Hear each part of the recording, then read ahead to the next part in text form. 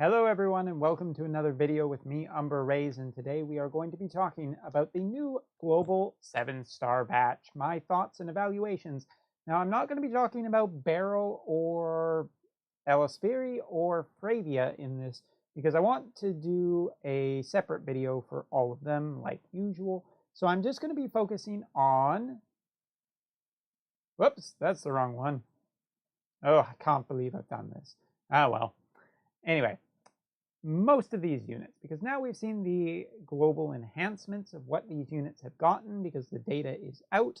So I'm just going to talk about all of these units and kind of refer to them about how I felt about them on the JP side and about how long they lasted and whether or not I think the buffs that they did get are really enough to make them, super relevant in the future. So let's start with Gladio, because Gladio is a good place to start.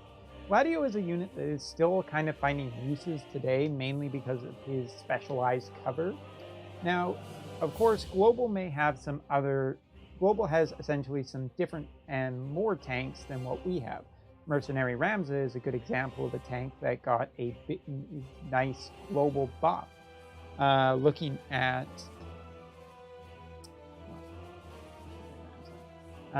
you also have White Knight Knoll, who's a big question mark right now. You have different units such as Victor, and so yeah, you guys essentially have some interesting tank options from what we have.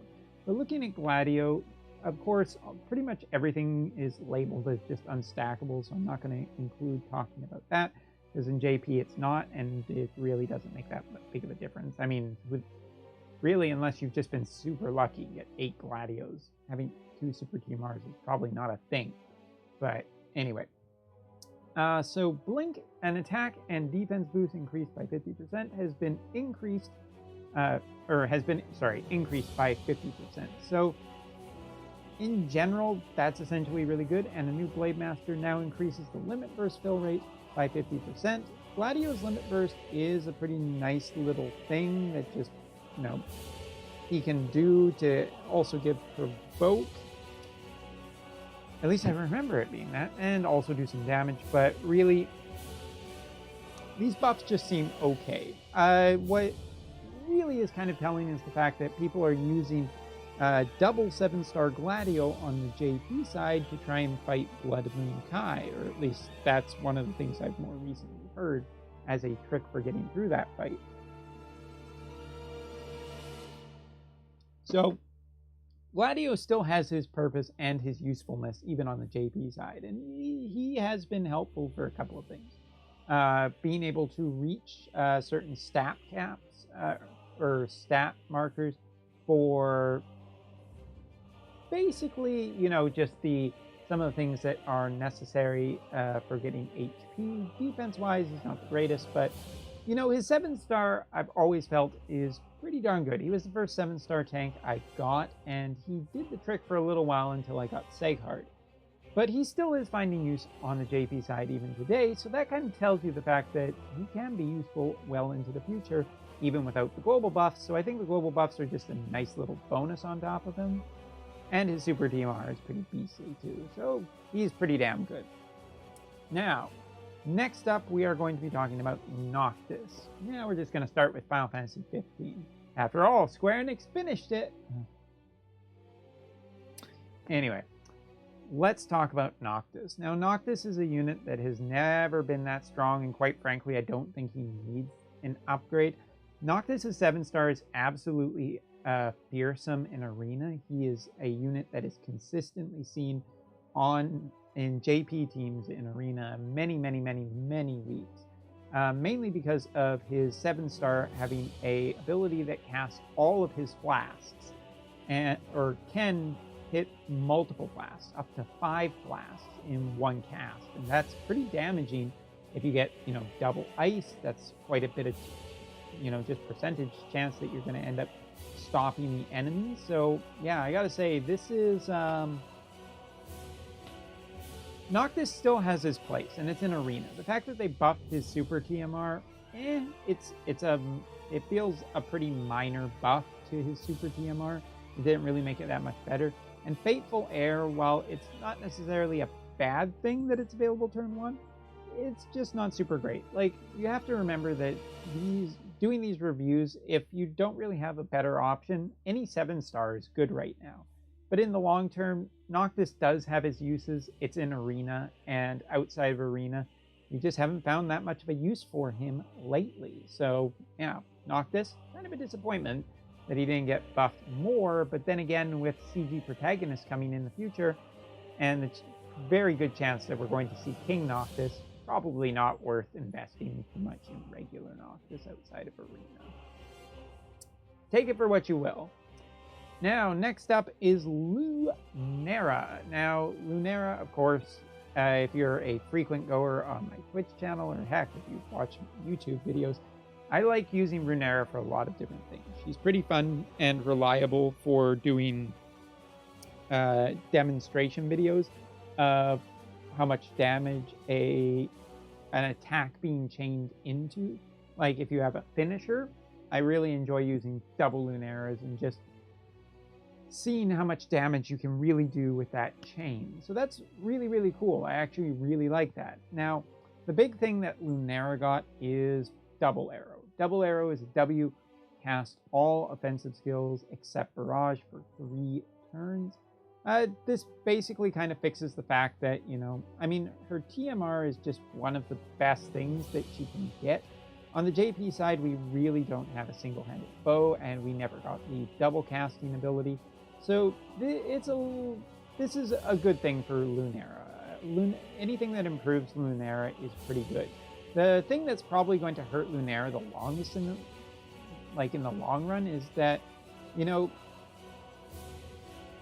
damage-wise, she feels good, but chaining damage-wise, like AR chaining, can be a little bit of a pain in the ass. So this is good in everything, but with the Wind and Holy, there are sometimes when you can't use Wind, there's sometimes when you can't use Holy. There is some downsides to using Luminara, but I'm really happy that they gave her this nice big buff, and I hope a lot of global people enjoy her as much as I have. She's been great in Arena, she's been great in some trials, she's great for farming.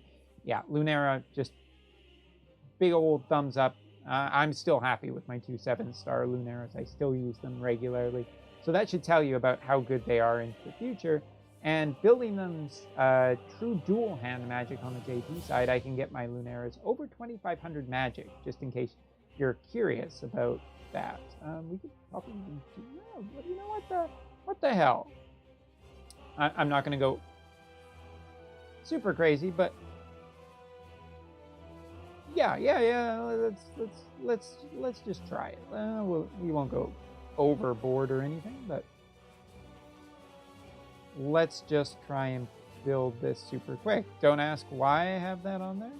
Doesn't matter.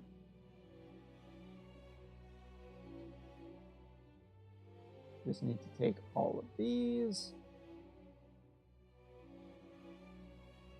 Just a process of scrolling down. And by the way, I do have a headache tonight. It was a very long day for me at work. And so it's so weird the way this game organizes stuff.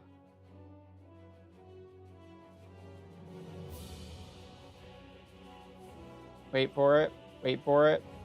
Oh, I scrolled past it.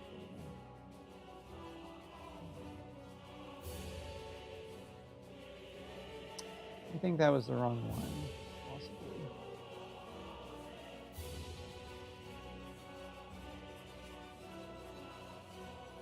What did I... No.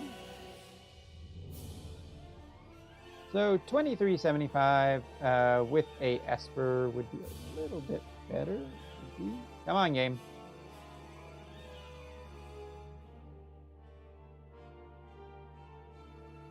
$24.78, and I haven't put the exact best stuff I have on her because Lightning is my friend unit, got to keep her up.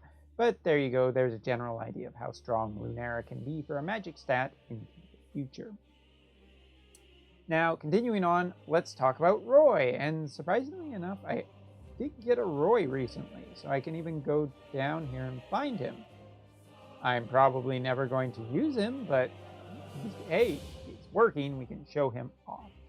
Now, Roy apparently got no buffs, and I'm not surprised. Roy is kind of just dead and gone. If you need a buffer, he'll be fine for you for a while.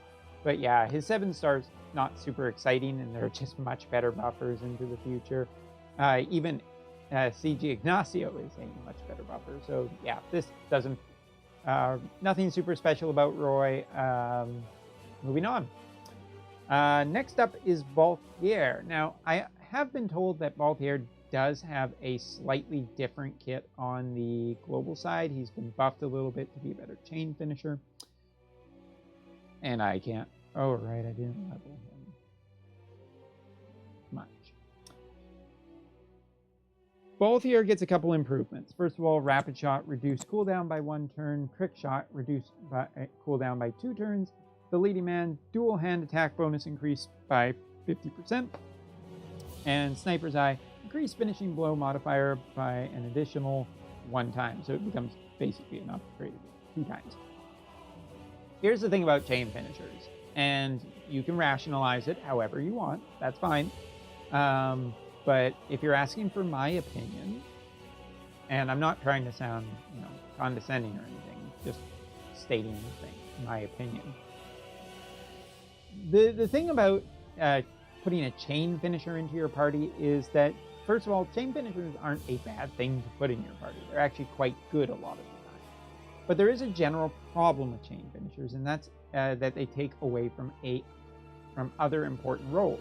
A magic tank, a physical tank, a debuffer, buffer, right, and 2 chainers. Chainers are more important in this game than just chain finishers.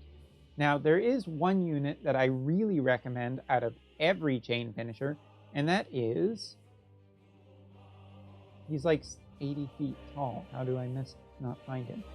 CG Ignacio. CG Ignacio is just a badass to have in a party, and you may be wondering why. There is a very simple, easy reason why he is so good to have in a party. He can give 180% buffs while still doing, finisher damage. That is a big, big thing. That is a big difference between, trying to fit in a chain finisher and actually being able to fit a chain finisher. So Ignacio with his buffs into the future, just a much better version of Baldhair. If you're really looking to use him, if you like him, fine. But there's better stuff coming. And see, Ignacio shouldn't be too far out. Maybe in the cold month of February you will get him. And he is absolutely awesome, especially with enhancements. Next up is Bolin. Bolin, who has an absolutely amazing Super TMR. He gets a upgraded effect to his killers of 25% and Chocobo Dive. Jump effect is now timed, modifier decreased by 9 times, which is fine. For time jumps would be just too powerful if they have that huge of a modifier. But Bolin basically gains something while losing something while not really frickin' mattering. Bolin is just completely outclassed every Dragoon in the game. Whether you like basically anyone, this guy just completely destroys the Dragoon class right now. He has done so much damage on the JP side. He actually can pretty much go past the damage cap 2 times. That's how much damage output this guy can do with a proper setup.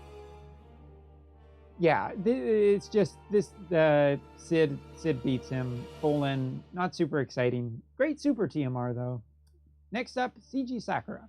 CG Sakura didn't really get changed. She's actually has pretty much the exact same kit, I do believe, unless something pops up later, but doesn't really need it. Her enhancements in the future are incredibly powerful. Her 7-star kit is a huge buff to her. She has fantastic support. Getting pentacasting in her kit is already one of the strongest things she can get. This girl is just insanely powerful, even into the future, probably on the JP side right now. If you didn't have Ellie, she is a really good mage, providing that you can use Thunder in a trial or battle. So yeah, CG Sakura still absolutely awesome here on the JP side. No complaints about her. Don't think she needed anything, really. And next up is Laswell. Yes, the Pyro or Ice CG Laswell, whatever you want to call him, it's fine by me. Now, he actually got a whole bunch of buffs, which is kind of interesting, and I'll tell you why in a minute. Obliterating Mirror of Equity modifier increased. Perfect Selflessness enables Absolute Mirror of Equity for 1 additional turn. Ardent Fighting Spirit, True Dual Wield attack bonus increased by 10%. And 10% isn't super big, and it's not very interesting yet. Unstoppable Wave upgraded also enables Absolute Mirror of Equity for 3 turns. Blade Wielder increase attack when equipped with a sword, greatsword, or katana by 20%. This is generally just stats, and stats are not the problem. Stats are really not the problem for Laswell. There's a couple of things that make him both these interesting and not interesting. I'll start with the not interesting thing. This isn't super interesting to me because I am assuming that we will get a Season 3 version of him, particularly on the JP side, relatively soon, which kind of makes him a little maybe irrelevant quicker than I'm thinking, possibly. What is interesting about him is these, plus his enhancements that he got on the JP side, plus the new True Dual Wield upgrade for very specific units currently, including this guy, is a potential just a, long-term into the future. Something that I don't know if global players know is CG Reagan right now, with his enhancements and his buff chaining ability that he got recently, is actually one of the top tier damage dealers, which is kind of impressive because he's been irrelevant for a long time. He doesn't quite get there in terms of Axstar and CG Lightning, but he's pretty damn close. These enhancements plus everything else Laswell gets into the future might put him up, but given that new CG characters are coming out now, it might be short-lived. So, take it with a grain of salt. Again, if you already like the unit, you probably don't really care what I say. You're just going to use it anyway, and that's fine. Just don't get mad at me for, evaluating. Lauren didn't get any changes, or I call her Lorraine. Fight me, bro.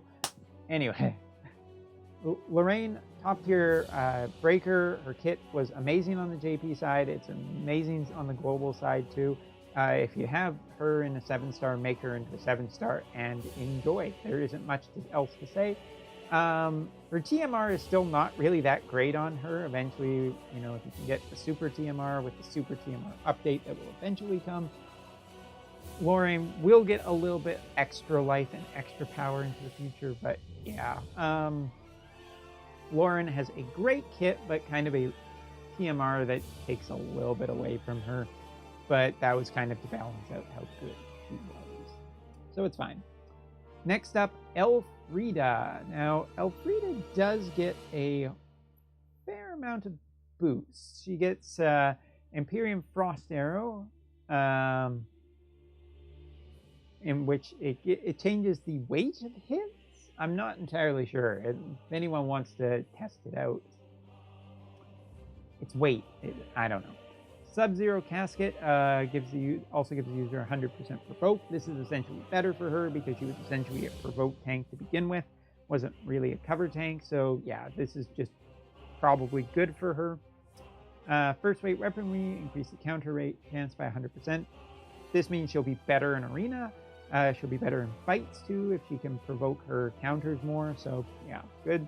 Sorrowful Mercenary, defense and spirit boost increased by an extra 20%. Good. She's a tank, so physical tank, so provoke physical tank, so this is also good too.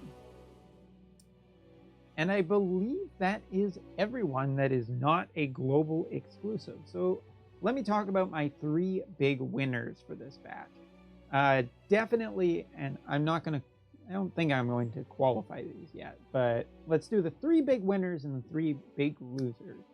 So winner number 1 has to be Luminara. Getting dual wield for her,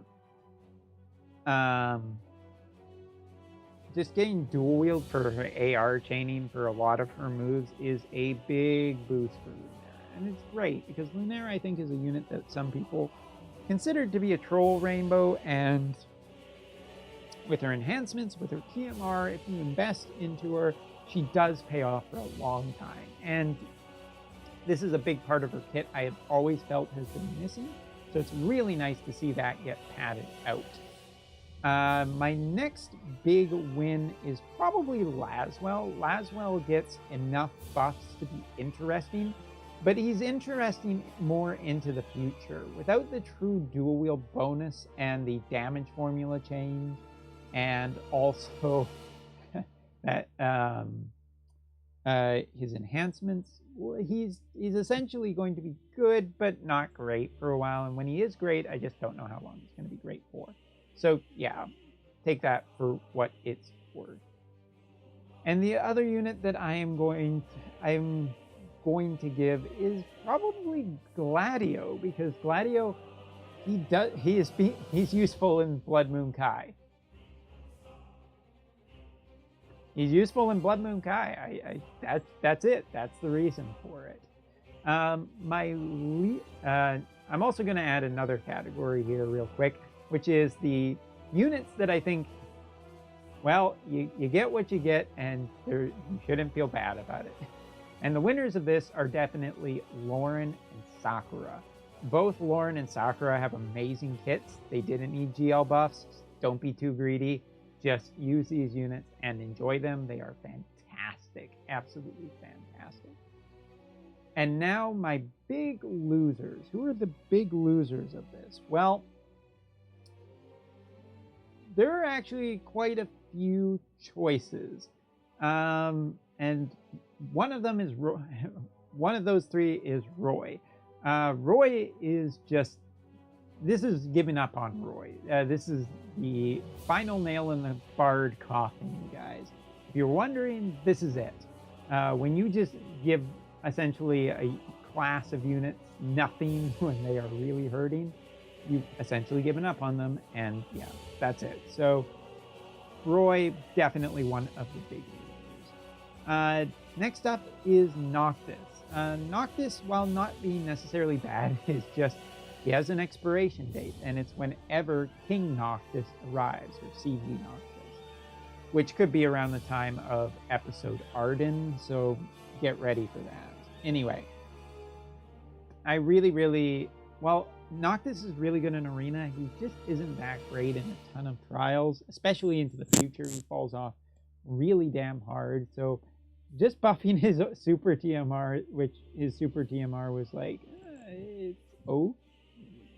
it's a super TMR. This just feels like meh. So yeah, he gets definitely meh.